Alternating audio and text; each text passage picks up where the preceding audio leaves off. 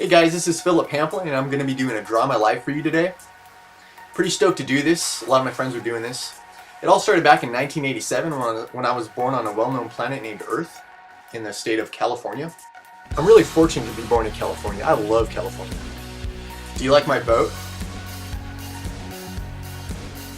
I was born to a family of 6 people. Dad, mom, older brother James, younger brother Luke, and then younger sister Janet. The earliest meaningful memory that I have was when I was just a little child, a little bit older than that. I was about 6 years old and I was in children's ministry at my church, and the pastor after the worship service had asked if any of the kids wanted to accept Jesus Christ as their Lord and Savior. So I put my hand up. So we went into another room and they gave us a Bible and I accepted Jesus into my heart. But I never read it. Growing up, I had a great childhood. I had a lot of friends around my neighborhood, at school and at church, and if we weren't hanging out at my place, we'd be off riding our bikes around the town and just hanging out and having fun. It was a great childhood. Summertime was my favorite time of the year. If we weren't inside playing video games, we were out the back in the pool swimming, and we had this awesome slide you could slide down, and we just think of creative things to do. I think I was pretty creative growing up. Open the blast door! Open the blast door! Tap! Blast! The first struggle I had in life was when I got picked on because I was a minority. I remember walking by my principal's office window and seeing my reflection and thinking, man, there's just something different about you, Phil. The way that I overcame this was by focusing my effort and time into something we call Business Day. It was once a month when we could buy and sell things using fake money called Laffy Money. I became really good at finding out what the other students wanted, and I got that and I would sell it. And I would make a lot of money because people would always want to buy what I had. I found so much satisfaction and identity in being able to generate money that's what I looked forward to when I went to school, thinking about how I could make money that day. It kind of consumed my thoughts and just what I did. I hardly ever spend any money on myself, and I love to just count my money over and over. I know it sounds kind of stupid looking back, but at the time I was just so happy. I had this little pouch of money, and it just made me feel happy knowing that I had money. I felt like a king.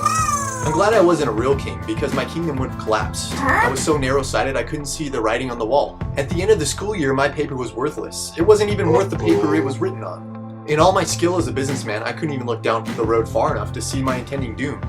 This was a valuable time in my life because at this point I had this idea and I realized that, you know what, I don't want to live for anything that I can lose. I didn't want to live for earthly things. It's pointless. Next came junior high school, and junior high school was a fun time. I enjoyed it. However, I started getting these really bad headaches, and by bad I mean really bad. Like I'd lose vision, and I felt like a semi-truck was on my head.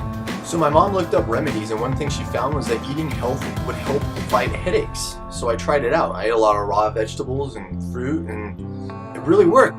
But it was a double-edged sword because a lot of my friends, when they ate junk food, they'd be like, hey Phil, come eat junk food with us. And I'd be like, no thank you, I can't do that.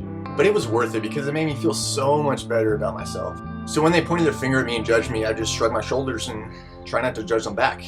Next up was high school. I really grew a lot in high school, both physically and spiritually. It was a very valuable time in my life because I really changed a lot. I was fortunate enough to have my parents enroll me in a small private Christian school called Southlands Christian in Walnut, California.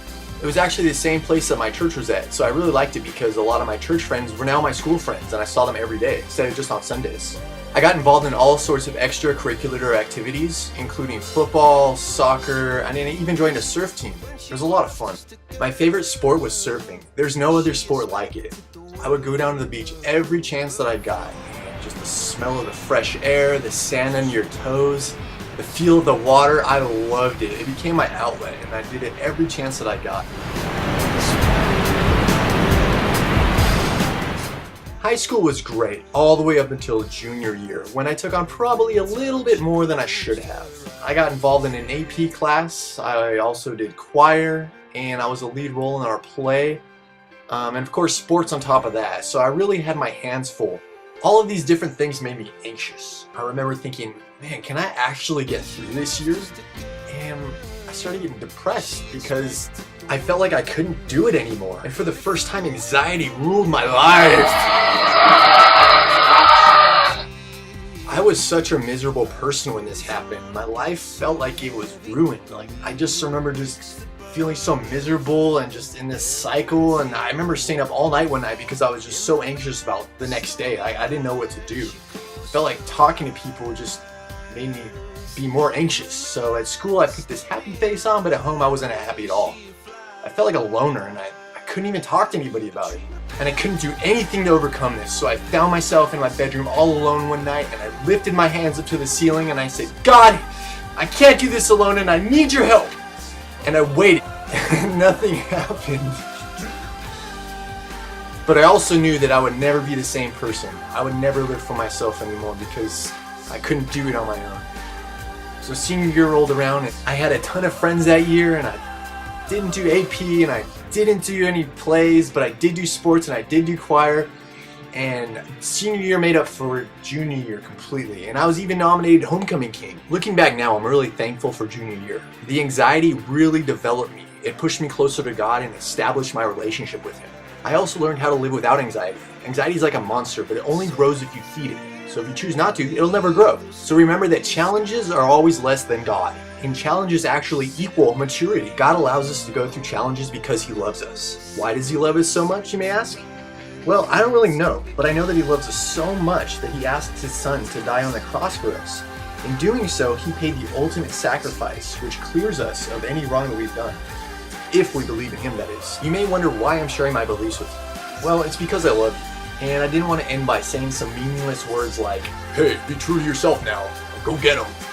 I want you to live for what really counts. I know a lot of people who live their lives for things other than God. It could be for wealth, for family, false religion, you name it. Anything other than God, and it's useless. Statistically speaking, 10 out of 10 people die. And we can't take anything with us. So what will it profit us if we gain everything now and lose our soul in the end? So I love you guys, thank you for watching, and I'm looking forward to the future. See you all soon.